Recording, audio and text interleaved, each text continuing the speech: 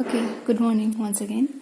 I'm going to continue with my consolidation of soil chapter, and today I'm going to discuss about the relationship between various terms and also the definitions. Okay, so first we're going to deal with the relation between the void ratio E and the stress sigma. Okay, so usually what happens is when the consolidation of the soil takes place, the consolidation of soil usually takes place whenever there is certain increase in pressure under the condition of loading and the water from the voids are expelled out, right?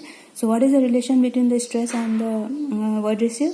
So with the increase of stress, there will be usually the decrease in the void ratio. And since all the water is being expelled out, the volume of the voids will reduce.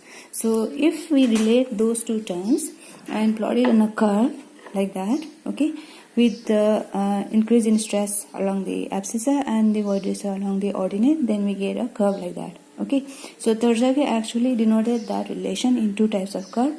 In one of the curve, he took the abscissa or the effective stress in terms of log scale, and in other case, he simply take it in the simple scale without the log. Okay, and when he took the log scale, effective stress on a log scale, and then he as the abscissa, then he saw that the graph obtained will be a decreasing straight line curve, right? So according to him, the first definition he defined was the compression index C. So this is nothing but the slope of that curve that he has drawn, taking the effective stress as on a log scale, right? So what is the CC? It is the slope. So how do you find the slope of any curve? If it's a straight line, that will be simply the, if you form a triangle, that will be the tan theta of that line. Okay, so tan theta will be the perpendicular height upon the horizontal base B.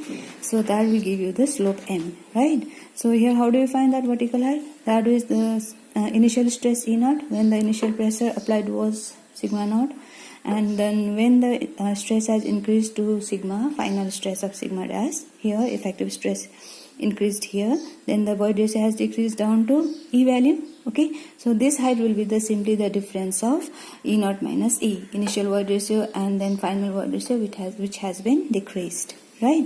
And then the difference of the pressure will be how much? The initial pressure here is sigma naught dash and the final pressure is sigma dash. So difference of these two on a log scale. So log of sigma naught dash, that is the initial stress, and the final stress sigma dash, right? So since we saw here that the final stress will be more than the initial stress, so here if we deduct that, we get a negative value because that value is higher. Okay, so we take that negative outside because we cannot deduct the smaller value from greater value, right? So we'll put that final value of stress in the front and that as initial stress at the end. Okay, and we put a negative sign here. So the finally what we can write is the compressive index will be simply the ratio of the change in the void ratio with the increase in pressure on a log scale. Okay, so with the negative sign, that simply indicates that the curve we obtained will be a decreasing curve, decreasing slope, right? And then again he's expressed the same relation on a simple scale without taking the log here as abscissa.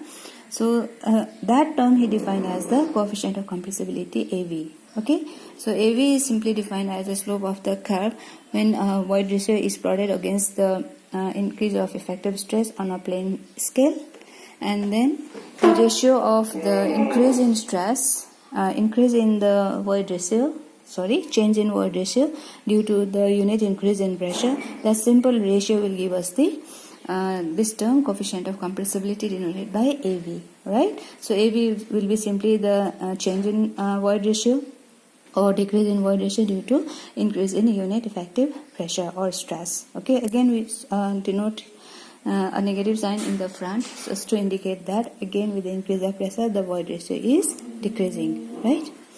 And the unit, if we talk about the unit, the void ratio is a ratio of VV upon VS, so it doesn't have any unit, and the unit of stress is kilonewton per meter square, and when you turn it on the upper numerator part, then this becomes meter square per kilonewton. So that is the unit of coefficient of compressibility, AV, meter square per kilonewton, right?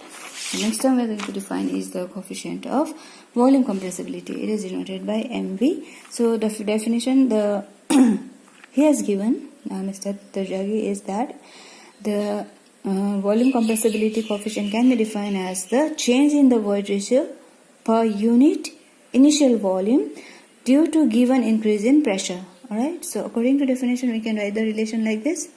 Okay, mathematically MV, which is the notation for the coefficient of volume compressibility, is the change in void ratio delta E upon that part actually indicates the initial volume. I'll explain how, and that is the unit increase in pressure. Okay, so this is a ratio of increase in or change in the void ratio per unit initial volume due to given unit increase in pressure, right? So volume compressibility actually can also be defined in another way in terms of the volume and the height, like that. So MV is also equal to the ratio of change in volume per unit original volume, again because of unit increase in pressure. So whatever change is happening in the original volume of that soil mass, that is actually volumetric strain, right? That upon the stress, that is the increase in pressure. And volume we can express in terms of area, like if we consider a soil mass having a total volume of V, and if we consider the cross-sectional area on that side as A, then the volume will be, if total original height is H0, then the total volume of soil mass will be the height into the cross-sectional area here. So we can express that volume as height into area, and change in volume as whatever decrease in height is happening because of the stress, the height will reduce. So that change in height into the cross-sectional area. So if we can cancel this area, then we can express MV also in terms of height as change in height per unit original height due to unit increase in pressure, right? So now if I consider this as the initial volume, and we know that the volume is actually a summation of volume of solid, which is the volume occupied by the solid part of the soil, and the void, which is either filled up with water or air.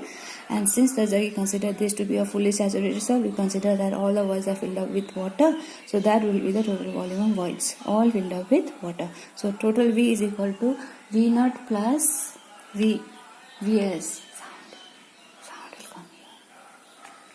Vs plus Vv, Vs plus Vv. Okay, so total volume will be Vv plus Vs. So if you take the Vs common, then it becomes 1 plus Vv upon Vs, and we know that is your void ratio E. Okay, since we are considering the initial volume, that will be the initial void ratio, right? So now if I consider the final volume after the consolidation of soil has taken place. So final volume will be Vf. So change in volume will be initial volume minus the final volume. So initial volume is Vs and into 1 plus E naught, and final volume will be Vs because the volume of soil solid will not change. If the change in volume happens, it will be only because of the change in the volume of voids. So that Vs remains constant, and 1 plus, that is the final void ratio.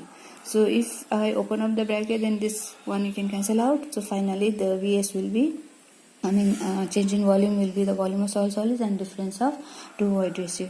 Okay, so that is the change in void ratio into the volume of soil solids, right?